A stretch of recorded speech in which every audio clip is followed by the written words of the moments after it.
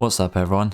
In today's video we'll be diving into a certified dancefloor bomb that you might recognise from Irish duo Obskur. The track's called I've Arrived and it's been making waves with some of the biggest names in the game.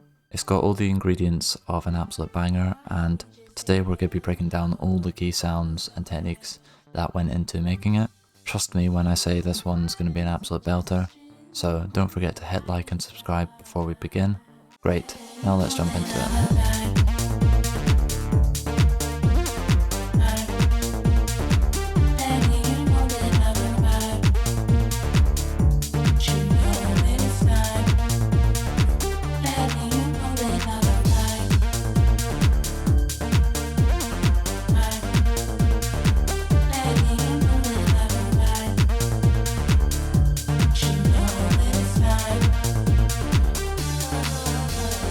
The first layer that we'll talk about is going to be the acapella.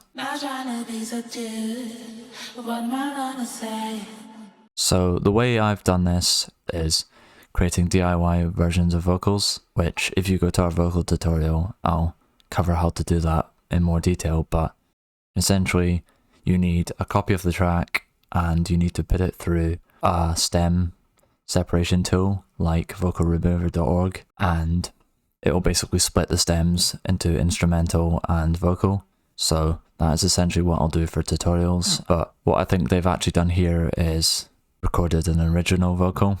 What you've essentially got is, I think, 3 different phrases. So you've got this one in the break.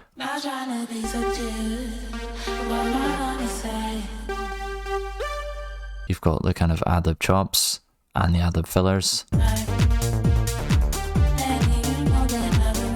And you've then got this section.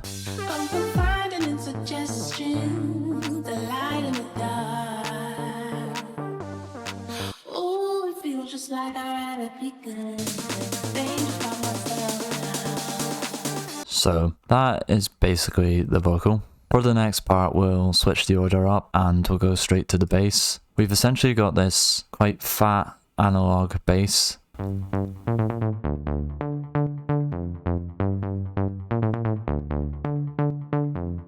So I'll start with the sound. We've actually used a slightly different plugin in this tutorial, and most of the layers actually use this plugin as well. So we've used Serum. What we've done is we've created this kind of mid bass. The way I created this was I basically used 2 oscillators. I used the default one, which is kind of like a triangle, and I've moved the octave down. I've layered that with a basic sine. I've created this envelope. I brought the sustain down, and I've got the decay quite short to create that plucky effect. That envelope is then being mapped to the filter, so it's constantly moving the sound.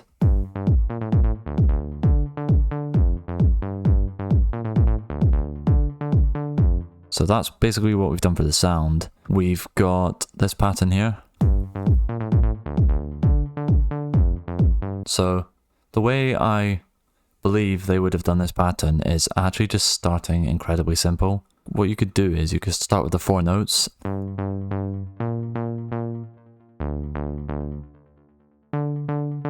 And then you could just start getting creative with the actual patterns.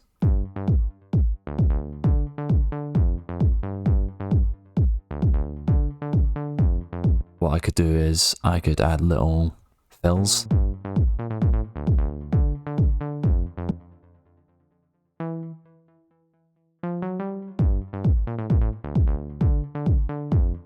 Like, there's so many different things you can do with patterns, and I think I say this every time, like, a lot of it is just messing around. So that's kind of like the core pattern, and then for variation, like, this is literally what I was talking about.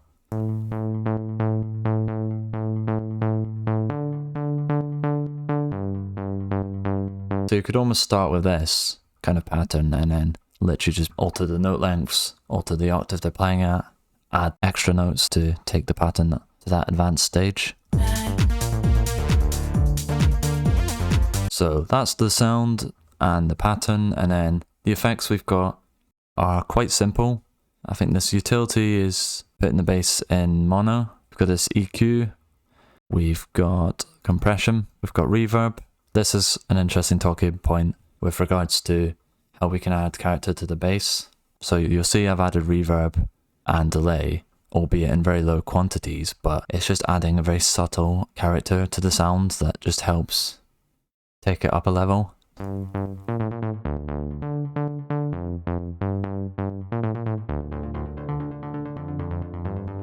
So that's kind of like the main analog bass. It's then being layered with a sub, literally playing the exact same pattern.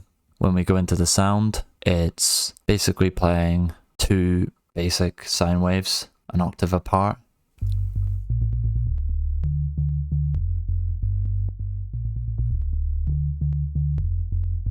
So it's literally one of the most basic sounds you can make, and then to kind of add harmonics to that really clean sub, we've added some saturation and we are sidechaining it.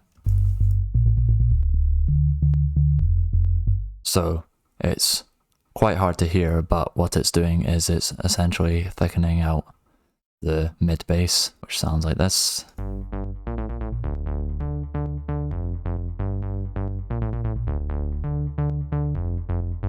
So that is the bass. The next part we have is probably the layer in this track that makes it so memorable, is this lead.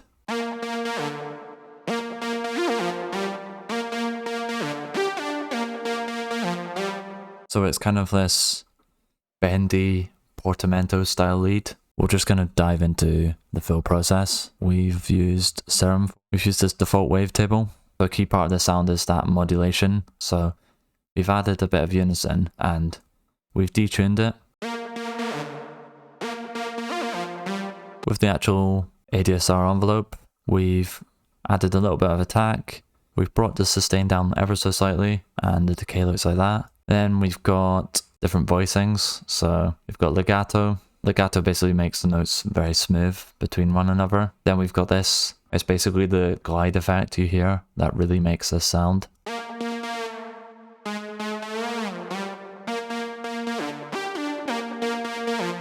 So that's kind of like the main part to the sound. And then in terms of effects, we've got various ones. Got this hyper effect. Hyper dimensions, one that you get in Serum, and I think it's just a big crazy delay slash chorus. Then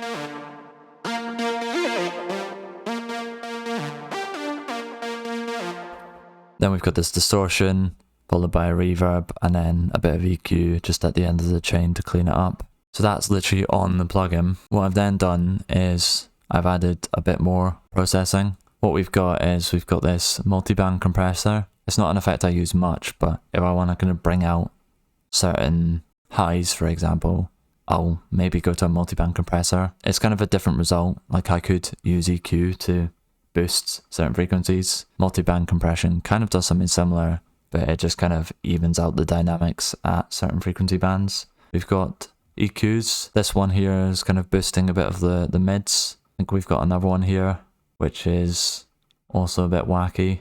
I think these were just random experiments, like I wouldn't be copying those chains exactly. Then we've got a delay. We've got this utility which we're basically using to alter the width of the sound.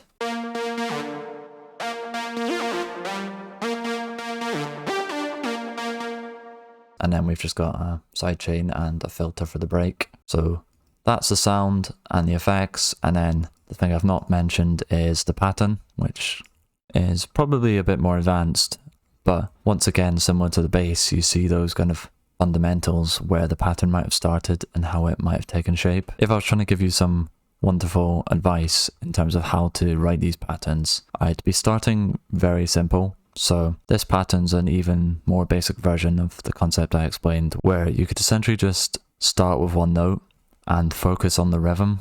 What I'll do is I'll play it with a kick.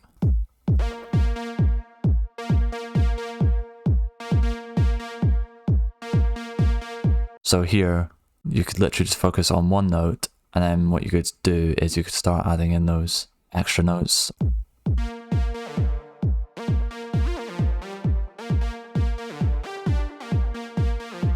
So that's essentially the main signature lead for that track, which is a bit more quote-unquote obscure The next leads are kind of what I consider complementary, if we just play this one.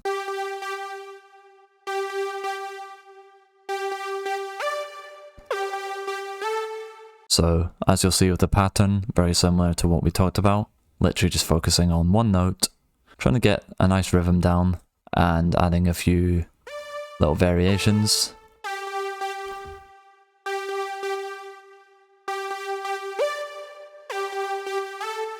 Another nice part about this track is they've got these kind of stabs. Once again, very simple in terms of the pattern. The placement's kind of on the standard offbeat on the kind of 0.4 of the bar. I think a key ingredient in creating groove is just filling those gaps. So you'll see that it starts with the bass, we get the lead for the middle part, and then where there's a gap, we've added something a bit different.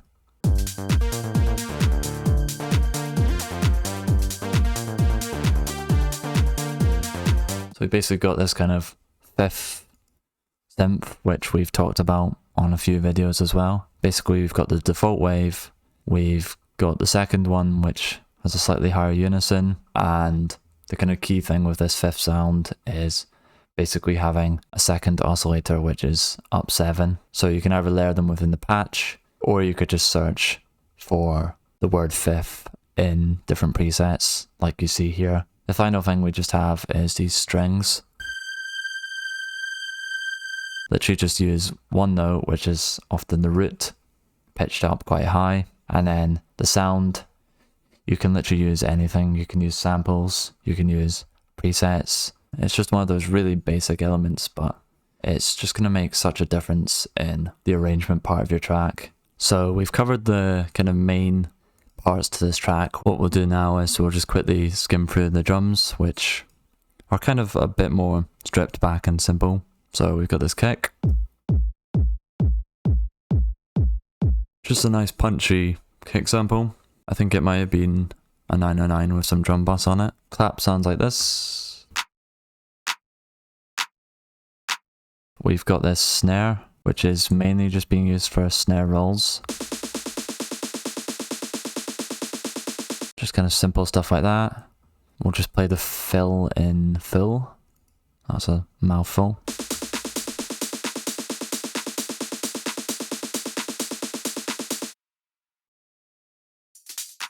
This one's kind of that nice fill where you leave a bar of almost nothing. Another nice arrangement trick you can try. This fill's a bit more intricate.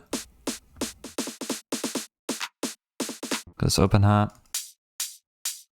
It's quite a bright hat, which I definitely heard in the original. What you could almost do is you could take maybe those cleaner samples and add some saturation. You could also try like bit crushing type effects to add a really old school effect to hats. We've layered that with this little intricate closed one. Just playing a bit of ear candy, I guess, that goes off the main one. We have this 8th hat. So you will have seen me talk about like 16ths before, but another extra hat layer you can consider adding is these 8th hats, which just helps to kind of drive the track along in a less intense way. It almost creates a back and forth effect.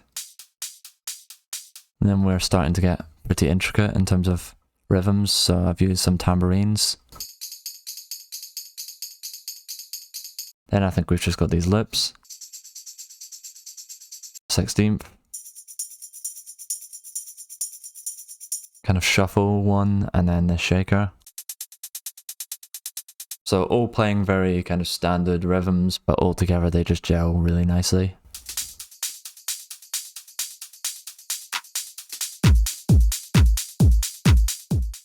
Alright, that's gonna be it for this one. There's not really a secret formula to creating a Dancefloor bomb, but I hope this video has given you some useful tips and techniques that you can go away and apply to your tracks nonetheless.